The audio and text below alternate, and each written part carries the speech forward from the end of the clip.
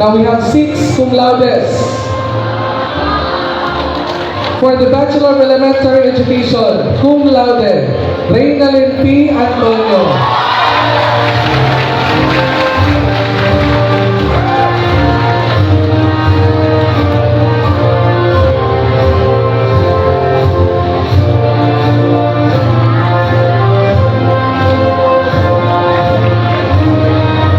From the Bachelor of Elementary Education, cum laude, May Ann B. Solomon.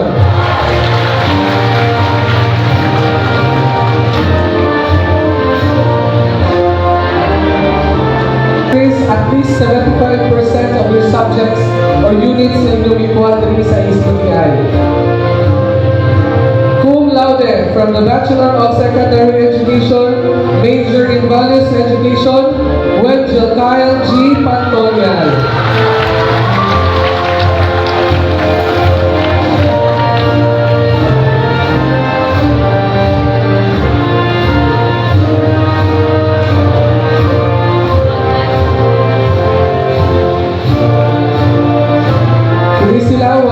Below B- or B, and their average should be from 90 to 94.99%.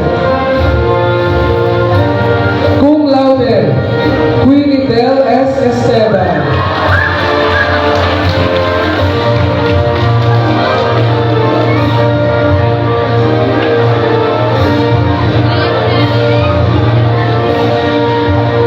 From the Bachelor of Elementary Education, cum laude, Gializa O. Candado.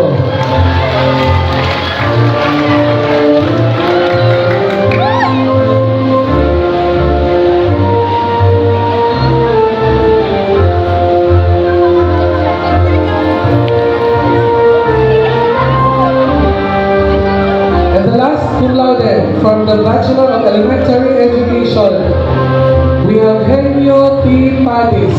Wow!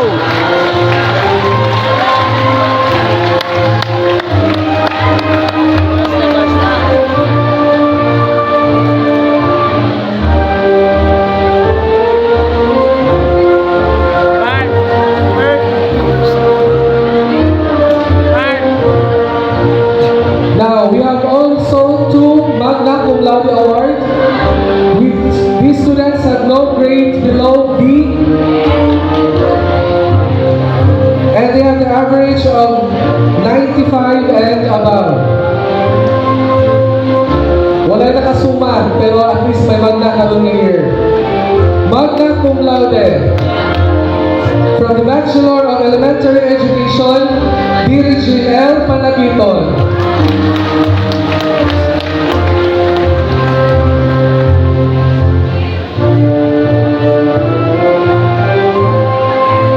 And the Magna Cum Laude and the class valedictorian,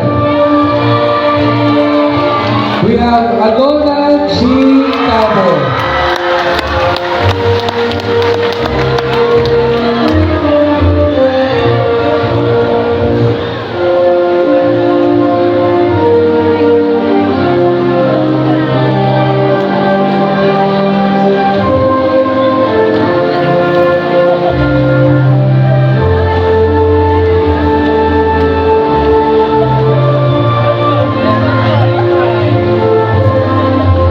Certificate of the Leadership Award, the last but not the least award. This certificate is proudly presented to the name of the graduate in recognition of exceptional leadership, unwavering commitment, and outstanding service demonstrated in guiding, inspiring, and empowering others towards shared goals and achievement. Your exemplary character, integrity, and vision have made a lasting impact on your peers and institution. This award stands as a testament to your remarkable ability to lead with purpose, compassion, and excellence.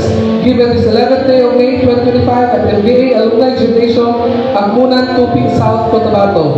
Signed, Pastor Romulo D. Tubales, LPT MAE, Vice President for Student Affairs and Leadership and Services, Alberto D. Alojado, Vice President for Finance, Ismael R. Asuncion, Vice President for Academic Affairs, Gladden O. Flores, College Dean, and Pastor Joel A. Mandresa, School President. The Certificate of Leadership Award is proudly presented to